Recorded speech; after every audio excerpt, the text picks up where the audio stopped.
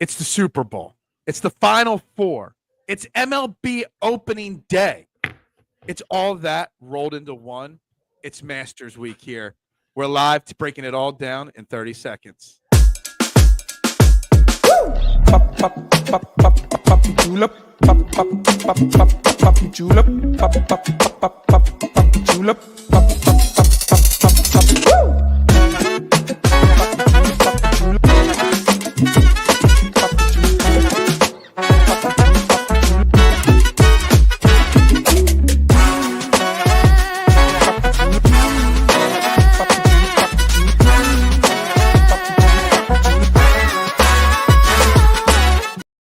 A very good evening, everybody, and welcome to Fairway to Heaven right here on the STT Sports Network. Please, wherever you're watching, whatever you're doing, please hit that like button, hit that subscribe button. It's free to do it. Helps grow the algorithm, helps grow this channel, guys. So please like, share, subscribe, do it, and let's just dive right in. I don't want to waste time sharing things out, promoting things. I just want to dive right in. I'm your host, Phil Stiefel. Joining me are the same crazy guys as always. Steven Fuentes down below me. We got Jason Sullivan.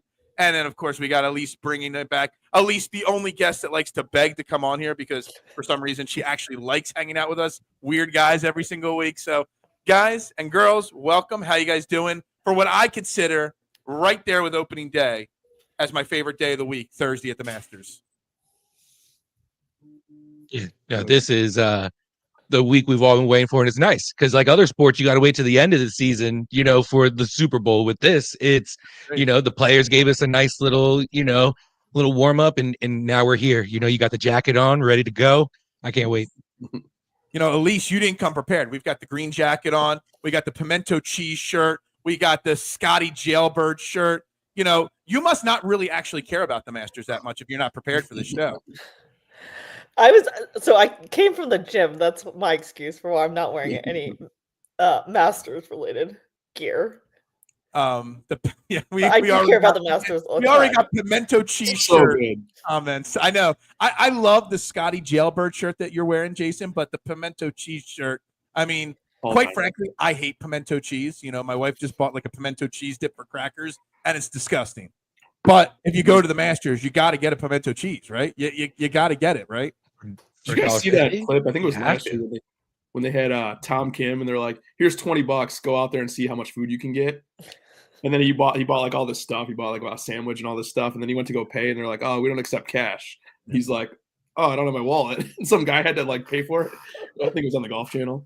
Whatchamacallit? I think Rick from Rick Run Good. He went and bought every single item that was for sale on that menu today and reviewed every single item. Awesome. So, and I bet you he spent under $100 buying every single thing because I love that, that there's a lot of tradition with the Masters, but the tradition that's the weirdest that's stuck around for all these years is the food. The food is so simple and so basic, but yet it also is super cheap. Elise, would you be eating that pimento cheese sandwich? I think, I've got to try it. If you're there, you got to try that. Yeah.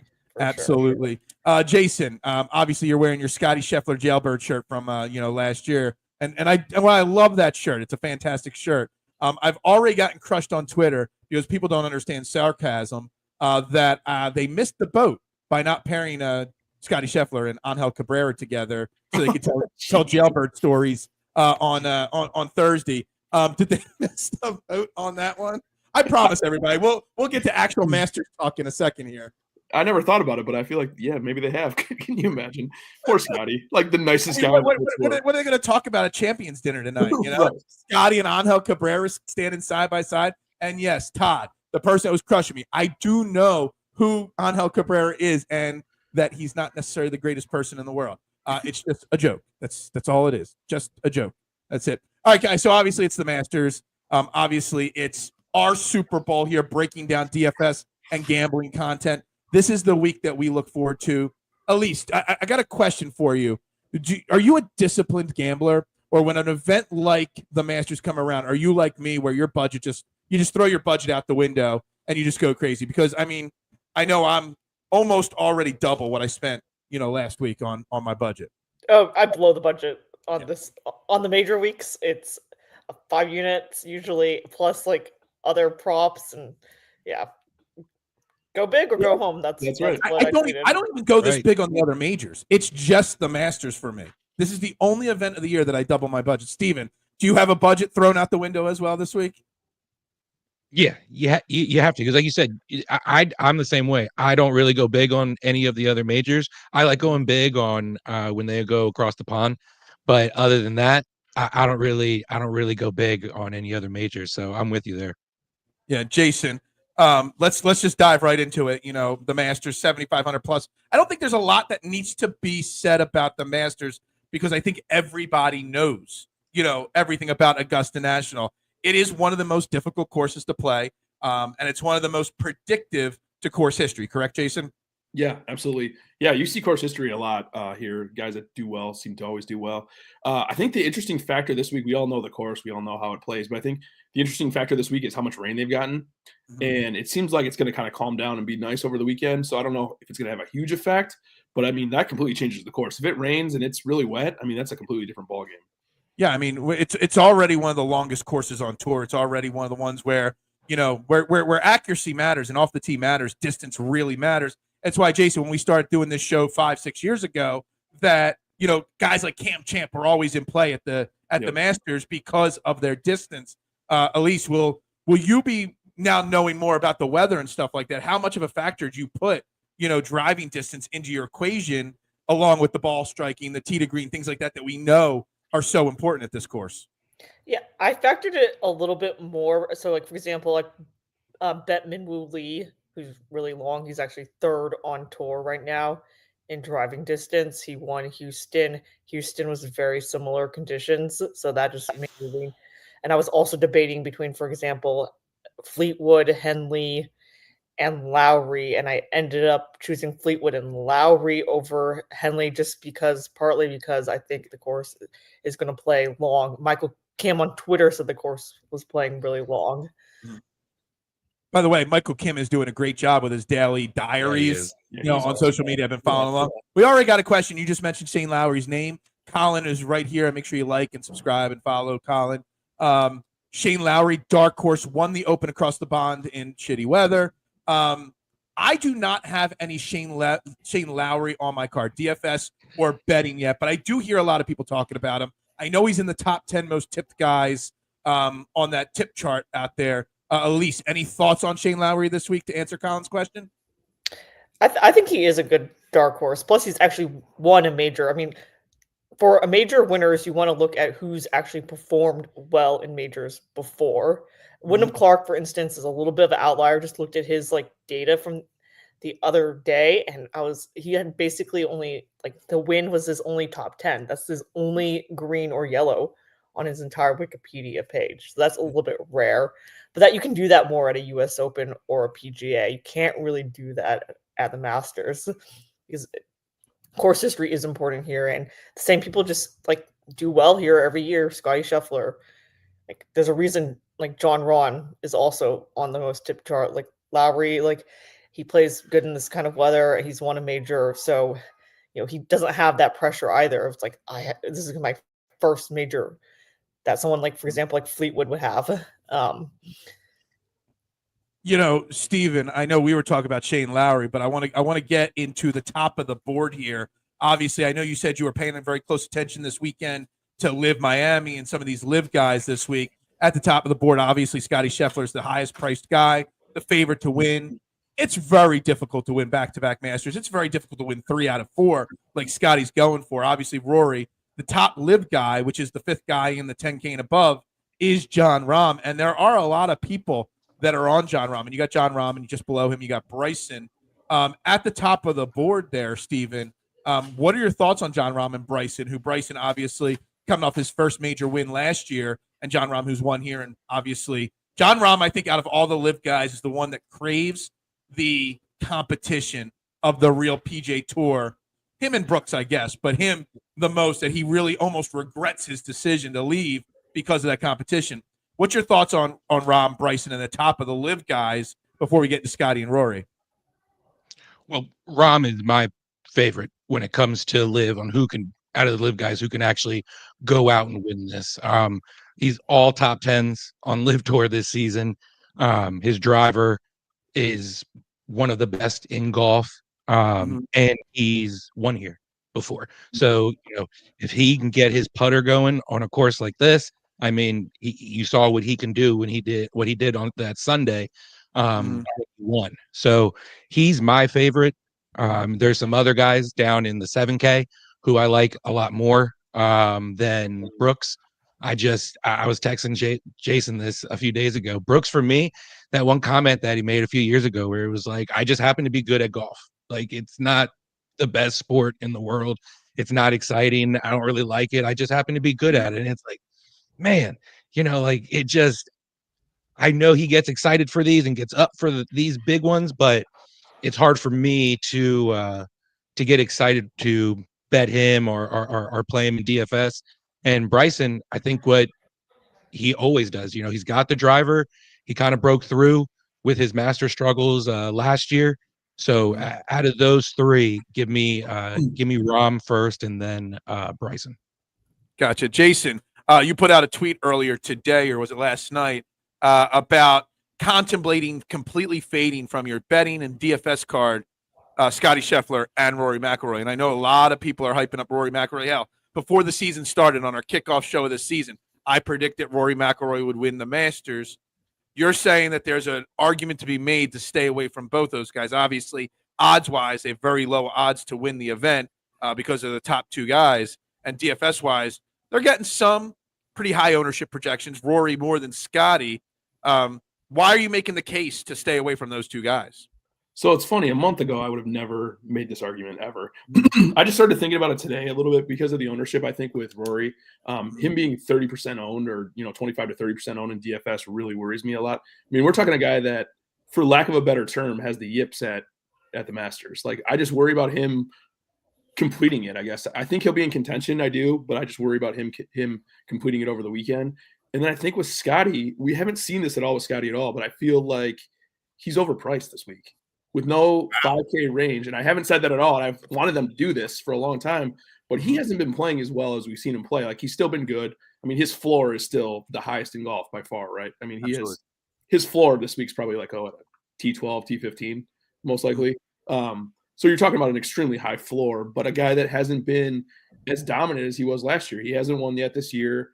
He's contended a little bit, but he hasn't really had the best year in the world. And I just think at that price point and being so much more expensive than Rory, it's tough to get him in lineups this week. Yeah. I don't disagree. I've done 10 lineups so far. I don't have any Scottie Scheffler in any lineups. I have a few Rorys in there. Elise, how do you break down the top of the board? Are you in or out on Rory and Scheffler and any of these other guys? If you asked me 8 weeks ago, Ludwig Oberg would also be in consideration in comments, and he's priced up there with the top, but his kind of attention this week is kind of fallen down a little bit. Where are you at the top of the board, Elise? So I mean, Rory's my pick to win this year. I think he gets it done. So I have no problem playing Rory, especially 11-1. He's 1,300 cheaper than Scottie Scheffler. So, I mean, he's just, to me, the Masters is usually won by someone who's in great recent form, and that is Rory. Like, it's been kind of a little bit almost easier to predict the winner here than other years. I mean, than other places, just because it is like the person that is basically playing the best golf. And so I have no problem playing Rory. Ludwig, I'm probably fading Ludwig this week. He just hasn't been good after Torrey for whatever reason. I don't know why. Morikawa has been great. He just hasn't closed the door. The Sunday scaries, but you have to think that will change and flip around. So, I mean, I like Rory and Colin the best. Yeah, Colin Morikawa. That's my prediction right now. First off, though, Rory, it hasn't happened many times winning the Players' Championship and the Masters in the same season. So it's very tough to do that. I think Scottie's the only one to ever do that, honestly, at least in the modern era. But Colin Morikawa, I mean, for the last 2 or 3 weeks, I've been just pounding the table waiting for the opportunity to talk about him and how he's, approached ball strike and tee to green total, just his overall results over the last 3 years. And yes, he hasn't closed the door here lately, but he is a 2-time major champion. So he has won the big event before. And I don't know what his number is at now, but when I placed the bet last week on him, at 18-1. I know that number's come down a little bit. I know he's the top tipped guy. I thought 18-1 was fantastic value. And Jason, you talk about ownership percentage with Rory. I'd feel more comfortable taking the ownership percentage spike with Colin than I would with Rory. It's weird because Colin has won, like you said, 2 majors, but they came with no fans. So that worries me a little bit. Does that play into the, like as Lee said, the Sunday scaries, which I really like that. I'm gonna start using that. No, I don't know. Between the two of them, I'd rather have Rory, to be honest with you, than Morikawa. I'm not as in on Morikawa as I think everybody else is because I think I've been burned by it a few times. So yeah, I mean, I've been burned with Colin at majors as well, but I just think that everything that's going into it this year, the way he's on approach, ball striking, tee to green, and again, course history matters. And Colin Morikawa, I mean, he's done everything but win the Masters. Yeah. Second or third, 10th, 5th, 18th the last 4 years. I mean, I don't think it gets much better than that. Let's see, last 5 years, he is 4th in total shots gained at the Masters behind Rahm, Cam Smith, and Scottie Scheffler. So I love the Colin. If I could get my future bet back on Ludwig Åberg, I would pull that back and add that money onto another Colin Morikawa ticket, but they're not offering me really much on that right now because he's out of form. Yeah, Joseph, yes, we are at Fox's Pizza tonight. Got a big catering order later tonight after the show to take care of. So got to work from the shop. Colin again said, Ryder Cup year, dude always plays well in majors during those years.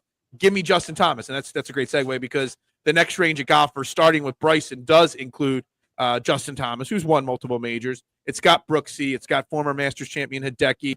It's got a very popular live guy that he got an exemption, I believe, this year in Neiman. You got Victor Hovland, who just won. You got Spieth. You got a big range down here. So, Elise, we'll just start with you here. Thoughts on Colin's comments about give me Justin Thomas this week? Because he's not anywhere on my notes. My card anywhere. Like I got nothing on Justin Thomas. Justin Thomas is playing really well. He's due for a win. It's knocking on the door. I don't know why there's some feedback, but he's been knocking on the door. So I'm not a Justin Thomas fan because I'm a huge Jordan Spieth fan. So and also just think he has a punchable face. but that being said, I could definitely see him win, which would. He's just playing so well. Like the win is coming, and I'm actually surprised that more people are not on him, and that he's not on the most tipped chart. I thought he would be. I mean, he has missed the last 2 cuts here, and I know he played well here before that, but course history matters. How much does recency course history versus there's some guys that we'll talk about, say like a Justin Rose or an Adam Scott have played here 15 times or more. Do we really care about how they played 7, 8, 9, 10 years ago here, or do we really care about the last 2 or 3 years here? We probably care more about the recent, but you've got to remember that last year, JT was in bad form. Yeah, absolutely. He was not good. So I think you can discount that year. And then 1 or 2 missed cuts, people there's fluke years. I think there's been years when Tigers missed the cut. There's been years that when Spieth missed the cut. People that are good here, just sometimes you just don't play well and you miss the cut. Brooks Koepka's missed, but he was injured, I think, that year when he did miss the cut. But that being said, yeah, it just happens. I think you could kind of discount that, and you can kind of discount last year because of the form. It was just not good. He was not the same Justin Thomas. Justin Thomas's problem is that he can't putt anywhere. He can't putt at the Masters. He can't putt at any course, and that's what's preventing him from winning because his tee to green game is really good. But the putter has been a little bit better. I mean, it's not been good. Just getting ready to say. Yeah, it's been a little better though. All right. So where else, Jason, are we at in the and Jason, we'll get to this Bobby Mack comment in a little bit. Somebody here's got Bobby Mack on their outright card. I know I got him on my DFS card, and I'm thinking of adding I saw somebody talking about Bobby Mack. Maybe it wasn't one of these guys, but we will get to him in a little bit. Jason, where else are you looking at in this 9K range as favorite plays? Love JT this week. He's probably my favorite play in this range, but my second one is Bryson. I do honestly hope that it stays wet there because I think Bryson has a bigger advantage if it is wet. The firmer it gets, the more he struggles. I mean, a couple years, was it last year that you saw him get off to a hot start and then struggle around the greens? He just if it plays really fast, I think that hurts Bryson a lot. If it plays longer, we're going to see Bryson have an advantage. So I'd say JT's my first favorite, and I think Bryson's probably my second favorite in this range. Steven, where are you at in this range? I'm with my good buddy Colin here. I like Justin Thomas, and I personally think if you've ever played this course well, you're good because of how little it actually changes year in, year out. So if really the only thing that changes, minus when a hurricane goes through it, is the weather and the wind, those are the elements. So if you've ever played well here, I'm okay. And yeah, current form, like what Elise was saying, that wasn't who we know of Justin Thomas, last few seasons, and he's trending in the right direction. Like what Jason was saying, his putter is coming alive, and he's due for that win. But the other guy I like is the guy right above him. I like Xander at 9,700. Are you confident that he's healthy enough for the Masters? Yeah, I think what he was able to do between the Arnold Palmer, the players, and then at what was it? It wasn't Valspar. Houston. Yeah, he trending in the right direction, and I just think that having this week off to tweak whatever he needs to. Again, he has a proven track record here. He doesn't have that majors haunting him anymore. He got 2 of them last year. So those are my 2 guys, and I like Spieth as well. Yep, I do like Spieth as well. Just not a lot, like a little sprinkle of Spieth in the DFS card because it's because of you. It's because of you and how you've picked him this year. I'm a believer. Hey, I was on Cam Young making the cut last week. I didn't quite get the top 10. This is when he finished T10. But yeah. Oh, did he get to the top 10? I didn't even see the end of the tournament. He finished T10. I almost jinxed you. There we go. First off, for anybody watching, don't text somebody halfway through round 2. Look at you predicting somebody. Dude, Cam Smith hadn't even teed off the second round yet, and you're out there trying to tell me that I predicted trying to jinx me here, all right? Don't do that. Listen, the same guy who sent screenshots after round 1 over here. After 5 minutes of round 1, I'm sending screenshots to you. Yeah, absolutely.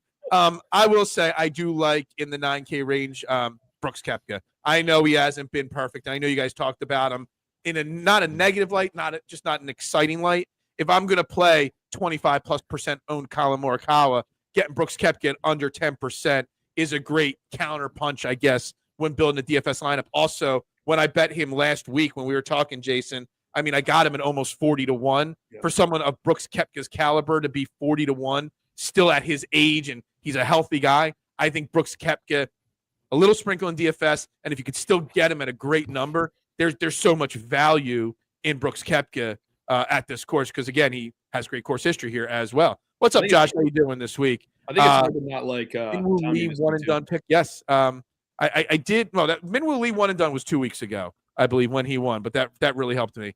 That definitely got me back in the one and done game here with these gentlemen here. So, sorry, what you say there, Jason? I was just gonna say Tommy. It's hard to not like Tommy in any major, especially ones that he's had success in. So. Yeah, no, I agree with that. Okay, into that 8K range where Bobby Mack is, you've got a lot of great, typical, of the Masters. You got a lot of great players, priced down. You've got Patrick Cantlay, you got Shane Lowry, who we talked about, Will Zalatoris, who a few years ago before he got hurt was contending here. My favorite guy, normally in the Masters, not so much this year. Cam Smith is in this range, and Bobby Mack's in this range. Who Bobby Mack, I just want to say, is playing fantastic golf. He's a much different golfer.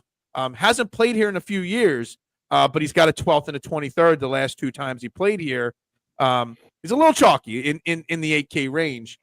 Jason, what are your thoughts on Bobby Mack to answer Joseph's question here? I think a top 25. I think a top 25 is very doable. I think a top 15 is even within the realm of possibilities for Bobby Mack this week. The course history is there. I mean, and I think he's obviously his game fits this course. We've seen a lot of guys like him contend. Yeah, I mean, longer guy. He smokes it off the tee, and then he's pretty decent around the green. So I like him. I actually had him on my DFS plays for the week, but then I saw his ownership. I think his ownership hits 20+% this week, which probably is too rich for me. I'm gonna go with the live guys in this range are my 2 favorites. I like Hatton and I like Cam Smith, guys that have proven to do it on a big stage. Cam Smith obviously loves this course, so that's not really saying too much, but I think those are my 2 favorites in this range. I mean, Cam Smith I mean, I know he finished top 10 last week at Miami, but I mean, other than that, hasn't had a great season on Live. That's kind of what scared me away. I mean, I don't have on Fantasy National a lot of Live information, so I'm just going off of, finishing places, from DraftKings on them, and just Cam Smith hasn't done it. This is the range where I don't have any Live guys that I'm playing. This is that spot for me. Steven, where are you at in the 8K range here? Because I got quite a few. I think I got just as many 8K guys as I do 9 and 10K guys combined that I'm playing this week. I think if you want to go with Jason's theory of skipping Rory and Scottie, you can attack this 8K range like no other with some of the guys that they have in here. Cantlay's one of them, but one of my favorites is Henley. And I had messaged Jason this, a few days ago, like, hey, what do you think of Henley? Because you haven't really seen him much since he won and then he played in the Players. But besides the first time he played this, he hasn't missed the cut since. He doesn't have the distance. He's not one of those guys that's going to go out there and bomb it, but he's got every single tool in the bag. So I'm wondering if he can go out there and get a second wing and be able to wear that jacket. If the putter can get hot, I like him. Okay. All right. Elise, how about you in this range here? Because I still got a couple names that these guys haven't mentioned yet that I kind of think are solid plays this week. Yeah, so I really like Cantlay as well, but I also like Minwoo Lee and Bhatia here in this range. Actually, this range is really loaded. Good. By the way, At least I want to ask you about one of those names you just said, because I've been saying since day one this year, it's the first futures I placed on the Masters was Bhatia. I think I did it during the Century even. That's how long ago I placed that bet. Got him at 120-1. I kind of feel like he's not going to win this year, but he is a guy that is definitely going to win the Masters someday, and he is going to, improve upon his T35 last year and get better. I think his game's better. I think he's more mature of a player. What are your thoughts on him being the perfect type of player to contend at Masters in Augusta? I mean, I agree with you completely on Bhatia. He is a proven winner. He knows how to win. I think his game, like his short game, really will suit the course. I think he'll learn. Masters takes a few times to learn.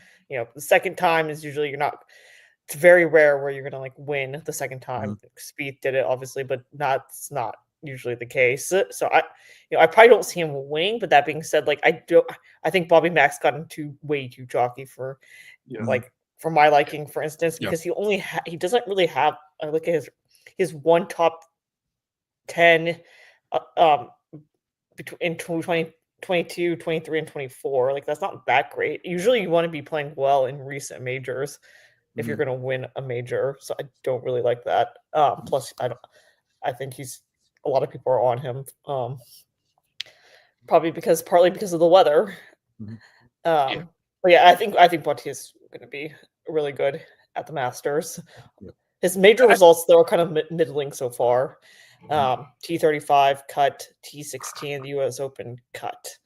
So he has to. I can see a top 20. I could see a first round leader type thing. Again, I just couldn't watching his number drop from 120 when I first got it to I don't even know what it's at. I know I've seen 80, 70, and 60 on people's cards so far. 60. So it is definitely coming down. That's a great number. I said 120 is a great number. Oh yeah, 120. I mean that's insane. I mean, yeah. So I mean, it's worth it. But now I think I'm going to sprinkle in some other bets with him, like a top 20, maybe a first round leader, because he's a guy that's going to have one round that pops this week. He's going to stay near the relative top half of the board, and then we'll see. I will also say, I know he's not in perfect form this year, but Will Zalatoris as well. He's another chalky play. But obviously, 3 of the 4 years he's played here, once he withdrew. The other 3 times he had top 10s. Obviously, Will Zalatoris loves this course and loves Augusta. So let's dive into the 7K range. There's a bunch of live guys down here. There's a bunch of, I don't want to say old timers, but guys that have played this course a lot down here in the 7K range. And we'll just start with you, Elise, again, down here in the 7K range. Obviously, you got a lot of big names like Connors, Finau, former champion at the U.S. Open, Wyndham Clark. You got a lot of names down here, but I think the middle to bottom half is where the real value comes in this range. So I love Sergio Garcia. in this range. Yeah, I think he's been playing really well. Obviously, on Live, and he's a Masters champion, so he obviously plays well here. He has good form coming in, and really, that's what I've been looking for mostly, is people who have good form coming in, and I think he fits that bill. I also like Patrick Reed in this range as well. Again, I think he's been playing pretty decently on Live too, and he's just another guy that plays really well here because he has a short game. I am a little bit worried though because his distance is not that great, and if it plays really long, that's going to be a problem for Patrick Reed. It's just crazy that someone like Patrick Reed has had so much success at the Masters. I mean, he's one of the most disliked golfers in the world. I'm assuming he still is disliked since he's on Live. I'm assuming he's more like he's less disliked because he's forgotten, out of sight, out of mind. People don't really. It's funny. One time here we remember him. Not only do people not like him, but his wife is awful too. So wife is actually who's awful. Not he listens to what his wife has to say. Yeah. I missed that account though. What was the account that everyone thought Justine was running on Twitter? That account was always. You remember hilarious. that? There was a time where, if you said anything bad about him on Twitter or any show at all, you were instantly blocked. You're like, how does that happen? I think my first ever outright I hit was when he won in 2021. What was it? The Farmers, I think it was maybe. But it was the one where there was really bad weather and there was controversy about him, lifting and placing a ball down and stuff like that. That was when he hit the sand, wasn't it? Yeah, he hit the sand. That's he just moved the sand pile out of the way. Yeah, exactly. I'm pretty sure the first ever outright I hit was a Patrick Reed, situation, so to speak. I'm going to throw some names, Steven, at you here. Jason Day, Sepp Straka. I know you're a big Sepp guy.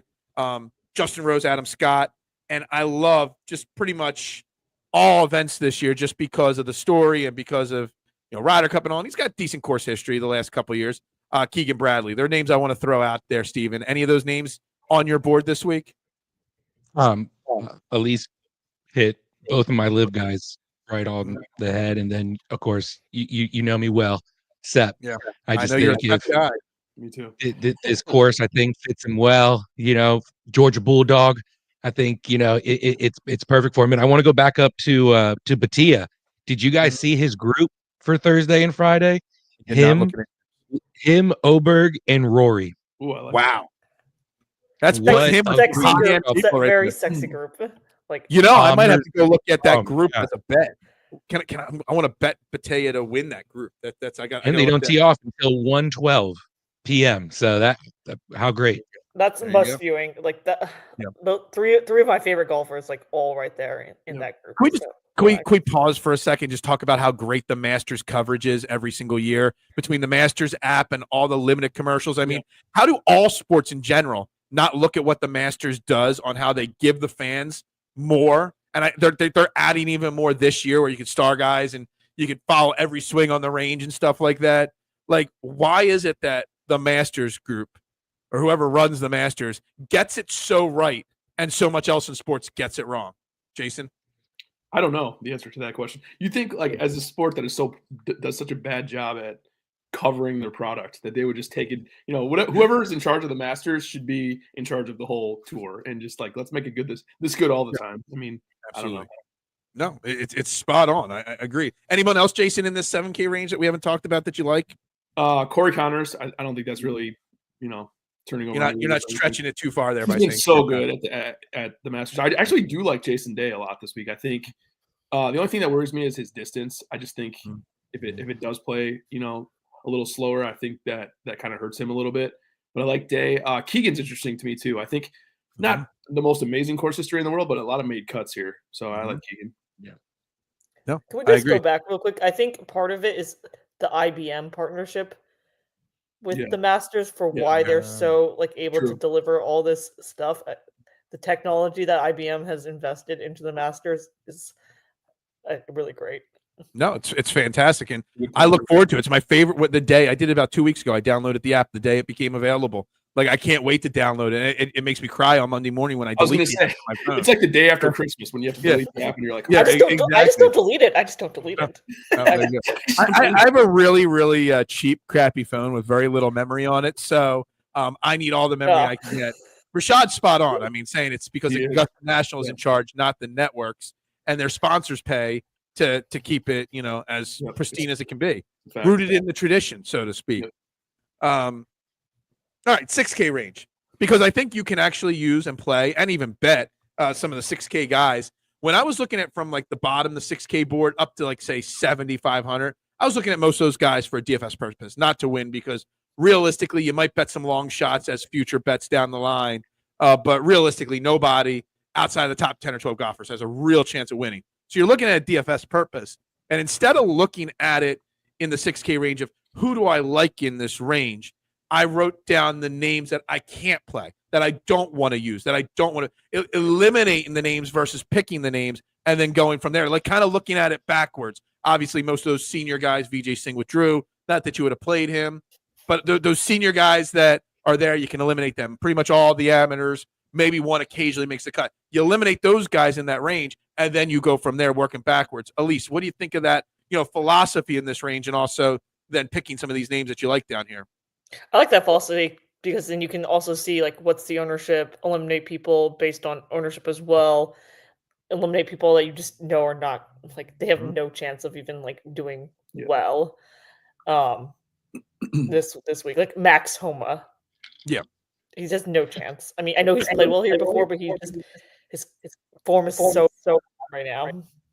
Wait, hold on. What did I see about Max Homa? Like 6,001 shots on the range today, or something? He had 200 plus shots off the range today. He's going to be exhausted by the time he tees off on Thursday, just from yesterday. He's trying to find it. You don't want a guy that does that because that means you're trying to find something. Yeah, exactly. Although allegedly he shot 29 on the front nine, according to NLU, but who knows? I mean, Bryson he also was playing the par 3 course, though. You didn't realize that. Probably. He was warming up for tomorrow. Yeah. So what do we think about this bottom range there, Elise? Are there any names that intrigue you? Any names that kind of excite you in any way? I think there's a couple names that definitely are making the cut and definitely can be in top 20, top 30 contention this week. Aaron Rory, I think, for instance, he's long. He 2 gloves. I forgot my gloves. Sorry. Two gloves. Yeah, I really like Aaron Rory in this range. Here's a name that actually possibly could at least win or even top 5 because he's done it recently. Phil. Yes. Yeah. I mean, he got his jacket on. He already did win. Happen, right? He's won. He's got it on now. He played really well too He played pretty well last week as well at Live. So those are the names I really like in this range. I wonder what Phil's odds are to win the event. It was 200 early. 170. Yeah. Well, right now it's like 150, 120 I saw, which is not like because people bet the number down quickly. Yeah, absolutely. Because he's so popular. I mean, Masters, there's so many people that are just casual people and they always just bet Tiger or whoever the favorite is. Yep. Gotcha. Jason, what do you think of this 6K range? There's a few guys that I really like in this range. Your boy Harris English, I like a lot. Love Harris English. I worry a little bit if it's going to be if it's going to play longer just because of his lack of length. But I think the rest of his game is good enough to contend. And then Benny Allen is my other one. The guy just hits it a mile. I mean, if he can do even remotely decent around the greens, I think he could top 15-ish. Okay. So those are my 2 favorites. Steven, where are you at in this cheap range here? He's the only guy that I'm going to put in lineups who's a first timer, and it's Taylor Pendrith. I just think for the same reasons he did well at the Houston Open, he could, his putter is the only thing that scares me. But like I said, if he can find the putter like he did at Houston, then I think he can do well. JT Poston, I think the putter's back. He's 18 birdies last week, and that was the most he's had since the American Express. So that's one of the things you got to be able to do here. So those 2 guys I like. And Lucas Glover, I just think if, ball striker, on a ball Just keep striker checking course. every name off my list here, so I have nobody to talk about. I think Yeah. Poston too. I saved you. I saved you. I know there's one guy who you're about to there's say. one more guy to mention. But hold on, I want to say I got Denny McCarthy. That's not the guy you're thinking in this range. You guys have named Pendrith, Glover, English, Poston. I like all those guys. Rye, who I got a future on like 6-7 weeks ago at 130 to 1. But yes, the other guy that I talked about after the Players Championship that I thought, and I bet him literally before he even lost in the playoff, I bet him immediately to win the Masters. Not because I think he can win the Masters, but because I just think he's got the mental side of it down. And the number was like 130 or 140 to 1. And that's JJ Spawn. And just listening to him after he lost that playoff to Rory, there was just something in his voice that he's not that just. I don't know how to put it. He's not the same golfer he used to be. Not just as a player, but the maturity level and the mental aspect of it to contend. I love JJ Spawn this week. Unfortunately, somehow I'm just looking at my notes. He's only in one of my 10 lineups so far. But JJ Spawn, I think could definitely move some or have some eyes put on him this week. Like it. Yeah, I like him too. Yep, I like gotcha. him too for all the same reasons. All right, so let's recap here. Let's look at where we're at with our season-long competitions. Obviously, the one and done this year between the three of us and the DFS contest. Jason is on fire with the DFS contest. At least still, no guests have won. Still, not one. I mean, we've had you twice now. We've had Rashad. We've had Josh. We've had quite a few guests. Nobody's been able to crack the code of winning this thing against the three of us. But I'm still stuck at 5. Jason's at 4. Steven is at 3. The one and dones. I'm closing that gap. I'm $200,000 behind you, Steven. I mean, most of that is Minwoo Lee, but that is where we're at. I know it's all Minwoo. That's the only reason why I'm even remotely close in the one and done because of the Minwoo Lee. So who won last? Jason, you won last week, so you get to build the order for the DFS contest. And guys, down below this show in the bio, there's a link. You could join a contest. It's $3 to enter. I've upped it to 30 entries this week for the Masters. Top 5 get paid. That's how we're doing it. So just click that link, join, and see if you can beat our lineups. That'd be basically what you're looking at. Jason, what order are we going in today for this contest? 3 straight victories. I just want to throw that out there. You're going first. On fire. Yeah, I'm on fire. I'm going first. You're going first. Steve's going second. Elise third, and me fourth. All right, you're switching it up there. So I am going. Yeah, he is. All 3 of my victories came from the one spot, but I'm going backwards this week. All my victories have come from the last spot. So yeah, that's interesting. All right, so I'm just going to jump right out, and I'm just going to take Collin Morikawa right away because again, Collin Morikawa is winning the Masters. There, I said it. It's locked in stone. I have zero doubt in my mind that I'm hitting outright number 5 this week with Collin Morikawa, and I'm going to win a lot of DFS lineups with him. Sunday scaries. Yeah, I don't care. I love that so when much. The fans are there. Yeah, exactly. In his head. Yep. Give me Rory. Rory. Gotcha. At least that would put you on the board. Yep. Give me Rom. Rom.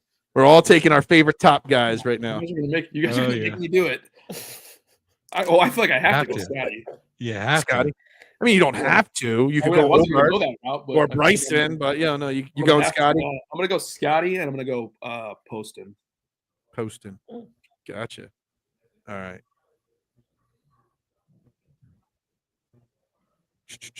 All right, at least you're back on.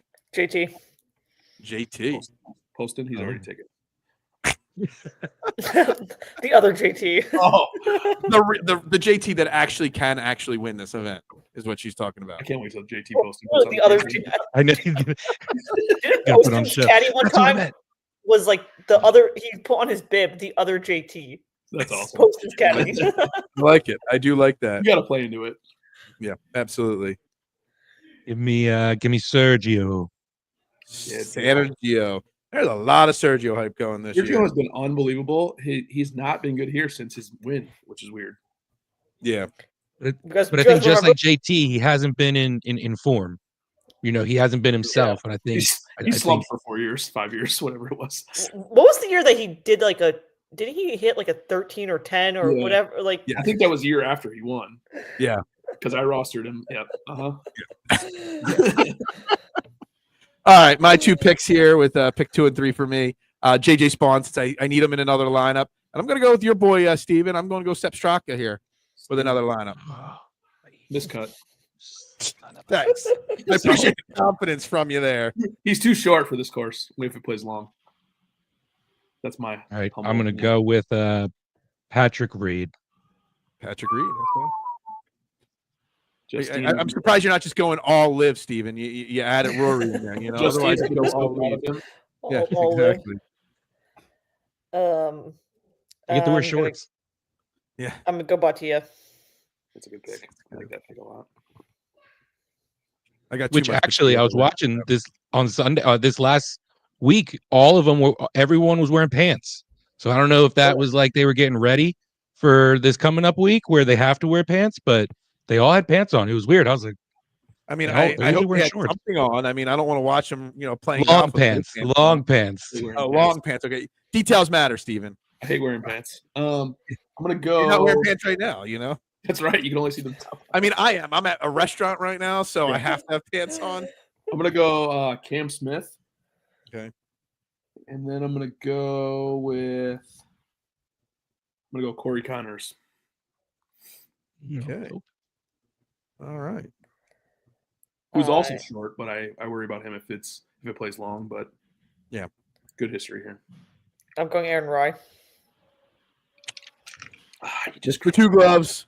You just crushed. Glove thug. Just kidding. Maybe he wins it with his first time. Maybe. I doubt it, but maybe he does. Green jacket with 2 gloves. Ever. Yeah. At least hopefully green gloves, right? Hopefully he wears green gloves. He'll wear different color gloves this week instead of the green ones. So yeah. I'm gonna go with Minwoo. Minwoo. That's actually who I was going to go with. So thank you very much. I appreciate that. That helps me massively. Except from me. Let's see here. Where am I at? 8,300. All right. So we'll go Zalatoris with one of those picks, and then we will go. We'll go Zalatoris and we'll go Brooksy.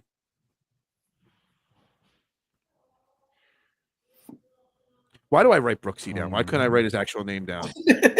I actually wrote Brooksy down on my chart. I'm gonna go with Pendrith. Gotcha. Did someone take Connors? Yes. Connors was taken by Jason. Okay. If you give him $20, he'll let you have him now. Oh, a trade. Has there ever been a trade? We have never done a trade on this show before. Oh, you have customers. Yeah, I know. I have employees here. They're probably not working. Oh, okay. Sorry, I got nervous.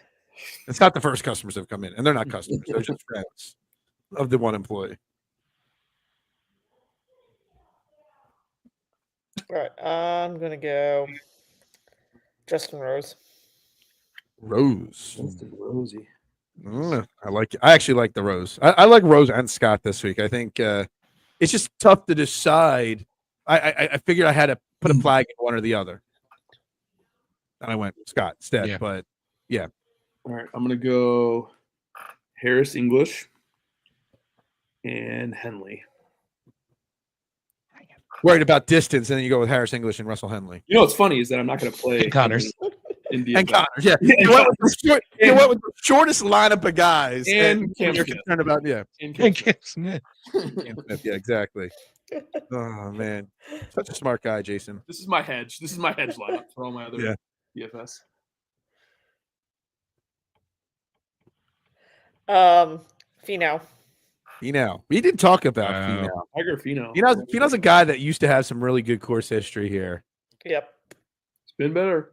It's been a lot better. Remember when he dislocated his ankle on that part on the hole in one on par 3? Forget that. And then he finished like 5th or 6th. Yeah, that was the year he finished 5th or 6th. Yeah. Oh, that was just popped it right back in. Oh. Yeah, that's that. How many kids does Tony Finau have? Like 7 or something? 17.3 kids. Aren't they all like homeschooled too? Speed I believe so. They can go. Yeah. So they can go around. Yep, they live on the bubble. Yeah, I'm gonna go. Let's go Spieth. Speaking of the devil, just kidding. I got 300 left. 300 left. All right. So my final pick, I got 7,400. I'm gonna go Adam Scott since she took Rose there. So get myself. He's going to make the cut. He's a good play right there in my opinion. So, all right. So there we are with that. Our DFS contest is done. Unfortunately, Elise, you're not in this one and done. But Steven, who's choosing their one and done first? Me, because I'm horrible at it. Okay. Okay. I'm gonna go Rom. Go for it. Rom as your one and done. Go! Gotcha. You can still do it too, Steven. I mean, there's no rule that you can't double up in one and dones. It just means you stay ahead of. I just hate it. Either way, First of all, if you will not lose any ground to Jason if you also pick Rom. So do you guys one and done? You can only play live like 4 times a year. Right. Yeah. You have to go a live player. Yep. I mean, I don't have to.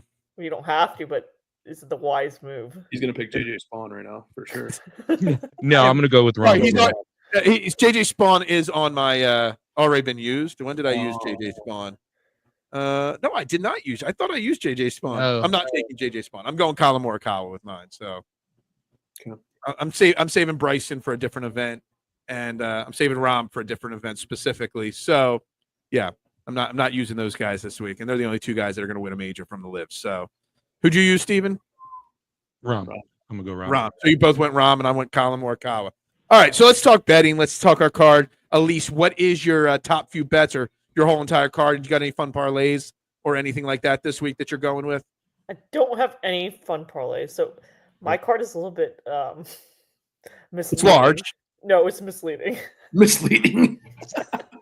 Because I have a ton of freebies. I have a free on Scott. I have a free on Rory. I have a free on Speed. I can go longer. I have a free on JT. I have a free on Bryson. I have a ton of free bets. So that gave me a little bit more flexibility on my card because I could. I was stacking for months, literally, like every free bet that I got. So I have Rom at plus 1,600. Xander at 18-1. I really like the fact that he spiked on his approach the last time he played, and also he plays really well here. I think I have Cantlay because I think he's also kind of like JT knocking on the door. I think for a win, even though it's been a while, and so he's at 40-1, and he's also played like well here, and he's like double the odds of JT. So that's also why that made me lean there. Plus, I already had a free bet on JT. Shane Lowry, 45-1. Fleetwood, again, 45-1. Minwoo, 60-1. And Bhatia, 85-1. And then Phil, 170-1. That's more of a fun, that would be really cool if it happens. I really don't think so. I might add if he'd be the oldest champion ever, and he was already. I mean, but then again, Kiowa happened, he was already really old. I got in a lot of trouble that I didn't bet him when he won that event. So because my wife's like, "Well, why didn't you bet him? I mean, it's Phil." You know what I mean? So I might actually have to sprinkle a few bucks on him just to keep everybody happy in the house. Steven, what do you got on your betting card this week? A lot of these were placed like spur of the moment because they just did something a few weeks ago or something. But I have a Rory 7-1. I got Justin Thomas 22-1, Cantlay 40-1, Wyndham 55-1, Sergio 80-1, Reed 90-1, and then I went Billy Horschel 120-1 because of TGL. I will say I don't have a Rory bet, Steven, but I am hoping that he comes out and bogeys his first 2 or 3 holes. And that number, because I would love to throw some money on Rory. I'm just waiting for his number to. I'm waiting for a bogey or 2 early in the day for him and to see if it gets better. Jason, what do you got? I have Rom 14-1. I have Bryson 21-1. I have a Scheffler win paired with a Cam Smith top 10 for 22-1. I have Koepka 34. I have Reed 90-1, and I just added Cantlay 35-1. Because I was thinking about it. I like Cantlay 35-1. That's a good number. Yeah. I've given out most of mine. Obviously, I hate my Oberg 16-1. Obviously, Morikawa. 40% of my betting budget has been placed on Colin Morikawa at 18-1. I got Brooksy 38.5-1. Bhatia 120, Rye 130, and Spawn 130-1. I do have. I have 4 names. I put down this afternoon. I haven't looked up their numbers. Bobby Mack, Straka, Glover, and Pendrith. I'm looking at all 4 of those names for first round leaders. So I'm going to add them at some point, or at least 2 of those. And I do have one parlay today.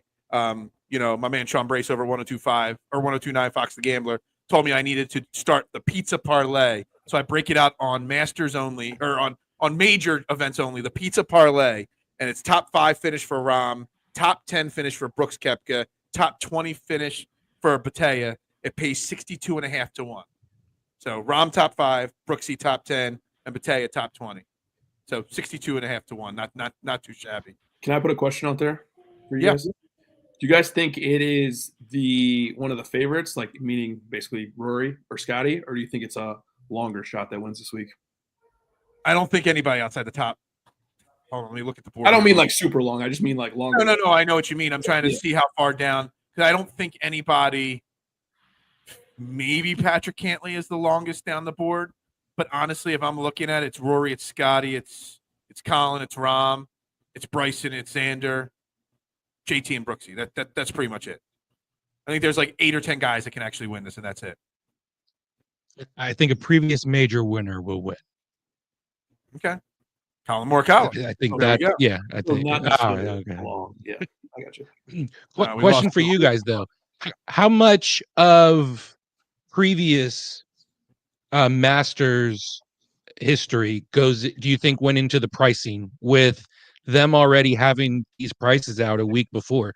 Because you look at someone like Harman, who's 6,800 and didn't go up, and he's only 300 more than Homa, and Harman just went out and won.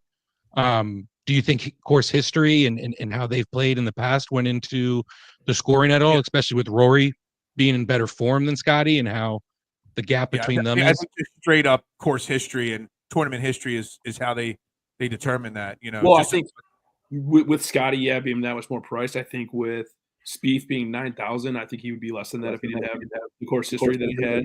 Agreed. I had another point too, and I can't remember what the other one was. There was another guy Harman is just his course history is so bad here. He just doesn't really fit Augusta, I don't think. So, yeah, absolutely. I think a lot. I guess the final question is, Elise, Tiger Woods is the last guy to go back to back, 2001, 2002. Will Scottie get it done?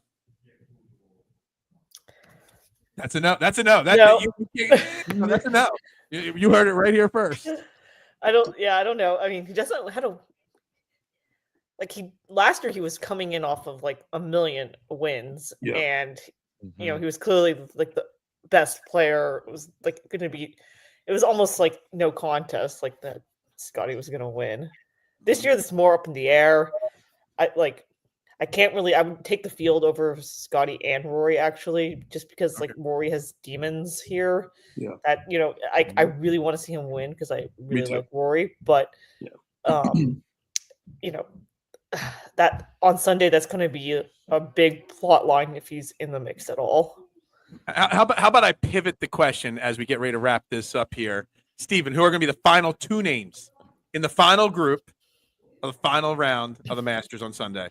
Final 2 names. I answered your question. I answered the question on Twitter. I'm going with those 2 guys, Rory and Sergio. There you go. It's crazy. I cannot imagine Sergio in the final group, but that would be a crazy pull out of your ass if you got that right, Steven. Jason, who are the final 2 in the final group on the Sunday Masters there? I was going to say Rory and Aaron Rai. No, I'm just kidding. I'm going to go with John Rahm and Cam Smith, 2 live guys. There you go. Wow. I don't even remember who I picked, Steven, on that list. But Elise, who's your final pairing on Sunday for the Masters? Morikawa and I just think Morikawa would be so interesting. It'd be so fascinating to watch him. Yeah, and Spieth be really. Those would be like the 2 of them would just be like it. Because anything can happen. They're both known for choking, basically. On Sundays, I don't think Justin Suh even qualified for the Korn Ferry Tour version of the Masters, Kyle. Just so you know, so that is the one Justin Suh fan in the entire world, right there. He's been awesome on Korn Ferry for the record. Yeah, exactly. And what's funny is that I was listening to. I have a problem, so I listen to a lot of podcasts, and I was listening to a podcast with a caddy from Korn Ferry, who I can't remember whose caddy he is, but he was saying that Justin Suh is the best player on Korn Ferry, and it's not even close. So mean, that's like being the best player on the AA, Philly team. You know what I mean? Like, what's that have to do with it? Why? It's also not the same thing once you come to, like, you're not like an up and comer on the Corn Ferry. You're already here, and then you go back. It's kind of not the same thing. All right. So before we wrap this show up, we got one final thing to do, and that is, of course, to wish the great Jason Sullivan a very happy. Should I say his age? I don't know. We would take a vote between the other three of us. Should we say his age? You can. I'll just say he's 51 tomorrow. 51, Jason, you're an awesome guy. Happy, very, very, very happy birthday to you. Thank you, brother. Appreciate it, man. Thank you. Happy birthday. Thank you. Happy birthday. What's up, Marshawn? How you doing? It's the Colin Morikawa show, Marshawn. Everybody, thank you very much for tuning in. Make sure you hit that like, that share, that subscribe button. If you're watching on replay, make sure you drop your comments and questions. I'll get back to them all. That's right. Happy birthday to Jason. What's up? Well, you catch me in the morning tomorrow, Marshawn. We got to wrap this shebang up. I got to get back to work here. I got a big catering order to make up. Elise, thank you very much for coming on for the second time this year. I greatly appreciate it. Steven, you have a fantastic week watching golf. Jason, you do the same. Guys, thank you very much. I'll see you guys tomorrow morning for Trending in the AM right here on the STT Sports Network, guys. Everybody have a great night and bubbles up. Pop, pop, pop, pop, pop, julep. Pop, pop, pop, pop, pop, julep. Pop, pop, pop.